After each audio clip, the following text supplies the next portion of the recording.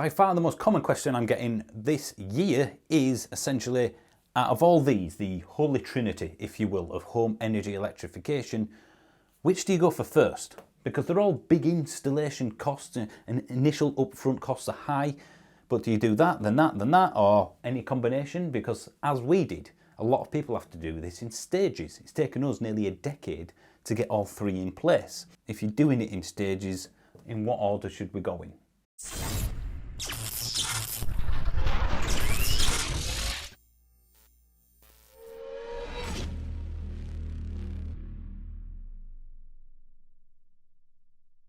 Of course, like anything in life, there isn't just one answer for everyone. What I'm saying right now is very generic and probably applies to the majority, but there are so many variables that what I say today might not be exactly what you need. So again, do your own research, make this video part of that research by all means, but effectively there are edge cases, there are so many variables, I can't possibly answer your question in a video that thousands of people will be watching, so just bear that in mind. Right, so which goes first? Let's start with a heat pump. I would typically, in the majority of cases, say that comes last, because in our case, we replaced our gas boiler with a heat pump, and if we had not have done that with a solar panel and battery in place, then that heat pump would cost us, in terms of running costs, about the same as the gas boiler did. The higher price of electricity is offset by the efficiency of the heat pump, so we're kind of breaking even. Factor in the higher installation cost and financially at least it wouldn't have made sense. But like a jigsaw, the more pieces of the puzzle you have, the more sense it makes. Because I already had these in place, the heat pump now costs us quite a bit less to run because they save me money running this, among other things as well. So typically I would say the heat pump is last. However, if you're adamant that you will be getting the heat pump at some point in the future, whether it's this year, 5 years from now, 10 years from now, there is something that's probably worth thinking about. The government grant. At the moment, that is £7,500, which is sizable. It's recently gone from 5 to 7.5, but typically grants only go one way. That increase, I think, was a one-off just for political reasons, and ultimately, if you wait a couple of years, say, or 3 years, because that's part of your plan, there's a good chance that grant will have been reduced, or maybe even got rid of completely. Who knows? It's a gamble. But if you think, well, I'm willing to put up with the running costs of a heat pump for a year or two before I can buy one of these, because that grant is worth a lot of money to me.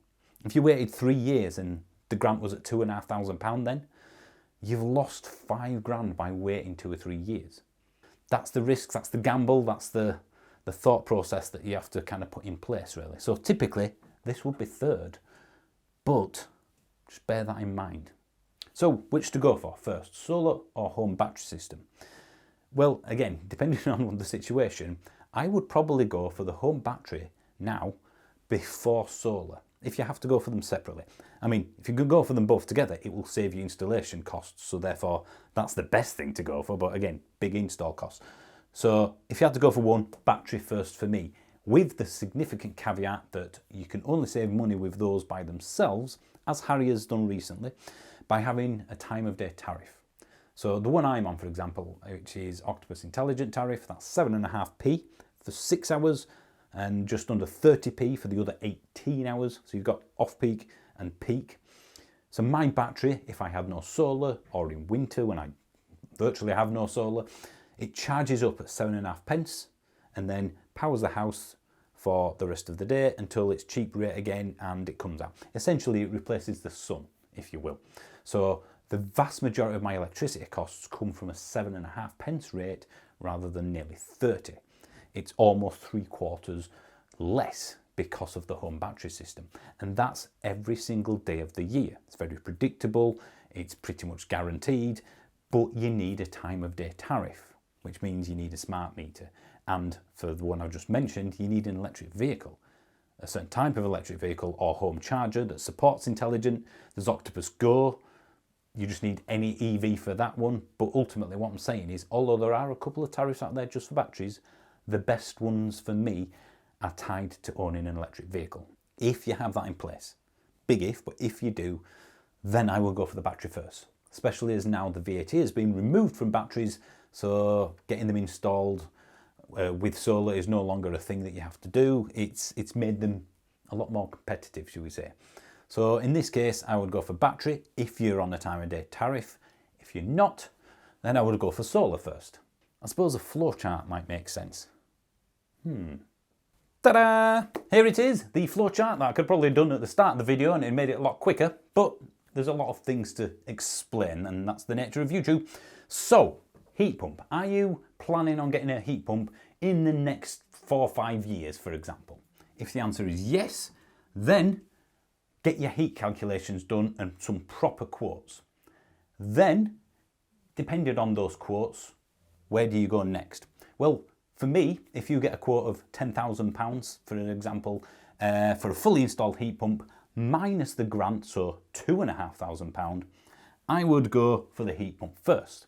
If someone says it's going to be £17,500 for a heat pump installation, so you'll need to stump up 10 grand, it's like, well, it's going to take me 3 or 4 years to get that £10,000 maybe, so no, then I would go down that line.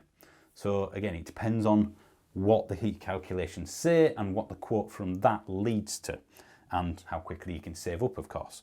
So if you're not getting a heat pump, or the heat calculations for the heat pump tell you it's going to be really expensive and you might just have to wait until they get cheaper in the long run, who knows when that might happen, the next question would be, are you on a time of day tariff? Yes, well, then I would go for the battery first. No, then I would go for the solar first. So essentially, it's all kind of cycling at the moment around the heat pump. Take the grant away, the heat pump disappears, and ultimately it's just this bit here. Are you on a time of day tariff, yes or no? And that's what you go for. Again, there are many variables, the size of the battery, the size of the solar array, that can change the price of the installation. I would probably say that if you're going for solar, and trust me on this one, if someone gives you a quote of, let's say, I don't know, a 4 kilowatt array on your roof, that's the typical size, but you can fit 6 kilowatts on yours, go for the 6. Fill the roof up, go for as much as you can physically fit on your roof, as long as it makes sense to do so, as in don't put them on the north side, for example, because you will always want more generation. If I could get more, if I could fit more on my roof, I would do so, because it's like anything in life. You get a fast car and you want a faster car. You get a fish tank, 400 litre fish tank, brilliant. How much is an 800 litre fish tank? You always want more. And with solar, something that's going to last 20 odd years at least, it's worth just doing it once. Because if you pay someone to come and put the scaffolding up and then go on your roof to install the solar panels, if you do it in 2 stages, that's 2 lots of very expensive scaffolding, for example. It's like 600 quid for us to do ours. And then there's the installation. Then there's the electrician to come back twice to wire it all up. Whereas if you can afford it, I would probably wait a bit longer and get the biggest array you can. Home batteries, that's a tough one, because they're still relatively new. They're still coming out, new makes, models and things like that. So do you think, well, I don't know, 10 kilowatt hour battery would be enough for us right now, but if we get a heat pump, we want to double that. Do you then wait 2 or 3 years until you get a heat pump, or until you can afford the extra? Because batteries might come down in price. I would expect them to do so, but who's to say? One world event and then everything goes up. Everything's a bit of a gamble, isn't it? But again, research. And most battery systems can be added to, so that's easy. Just like solar, really. It's just you will always pay more for 2 installations than 1, of course. And ultimately, if you can do battery and solar together, that should make the installation cost cheaper than doing them individually, of course. Okay, I think I'm done. Thank you for watching. Hopefully that answers the many questions I've been getting on which to go for first.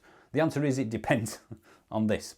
So thanks for watching. Remember the second channel, Driving Home, that's where our podcast goes. That's where the behind the scenes stuff occasionally pops up on. Subscribe to that.